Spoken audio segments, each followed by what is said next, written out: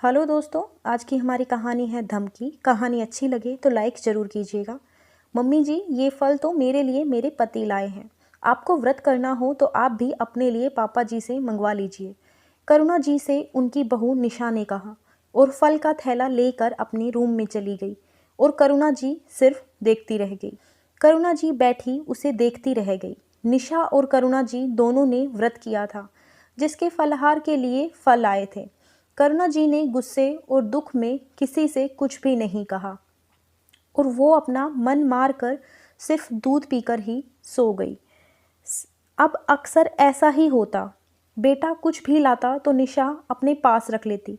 करुणा जी ने ना ही पति को, जिससे निशा का मनोबल और बढ़ता गया।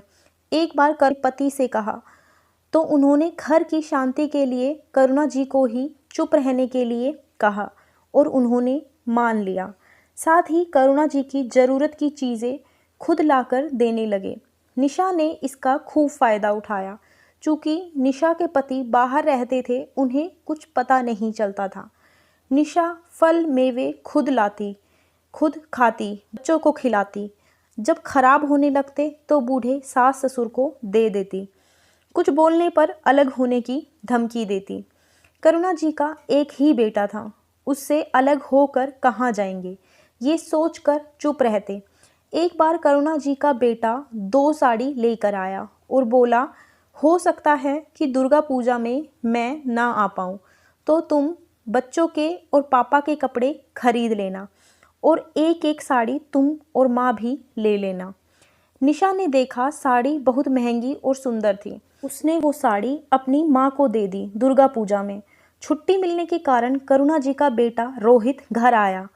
उसने घूमने का प्लान बनाया। निशा अपने मायके जाना चाहती थी, पर रोहित बोला कि नहीं मम्मी पापा भी जाएंगे, उधर से 1 घंटे के लिए तेरे मायके भी घूम लेंगे।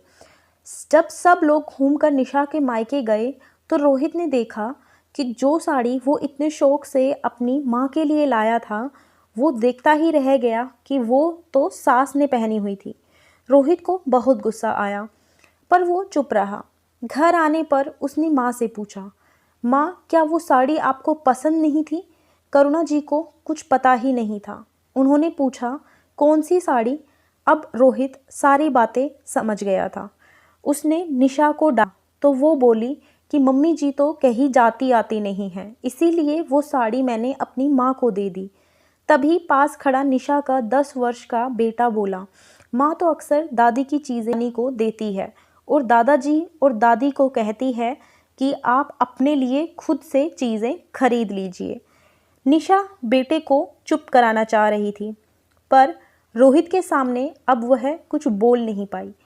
सारी बातें जानने के बाद रोहित ने पूछा, निशा एक बात बताओ, जब मैं छोटा था तो क्या तुमने मुझे पालकर बड़ा किया था या फिर तुम्हारी माँ ने? निशा ने शर्म से आंखें झुका ली। रोहित ने कहा कि तुम्हें जो करना है करो, जिसे जो देना है दो, पर मेरी माँ के हिस्से का नहीं, क्योंकि आज तो मैं तुम्हें माफ़ कर रहा हूँ, पर आगे नहीं करूँगा। ये जो भी तुमने किया दोबारा नहीं होना चाहिए और आज से माँ पापा की देखभाल मैं खुद करूँगा। मुझे किसी की ज़रूरत नहीं है। अब वो अपने माता पिता का खुद ध्यान रखता, उनकी ज़रूरतों को पूरा करता, ताकि उसके माता पिता को किसी और के मुंह की तरफ ना देखना पड़े। धन्यवाद दोस्तों। कहानी अच्छी लगी हो तो लाइक कर दीजिए, ज़्यादा से ज़्यादा शेयर कीजिए, चैनल को सब्सक्राइब कर लीजिए। ऐसी ही और कहानियों के लिए और अपनी राय कमेंट सेक्शन में बताना बिल्कुल भी मत भूलिएगा।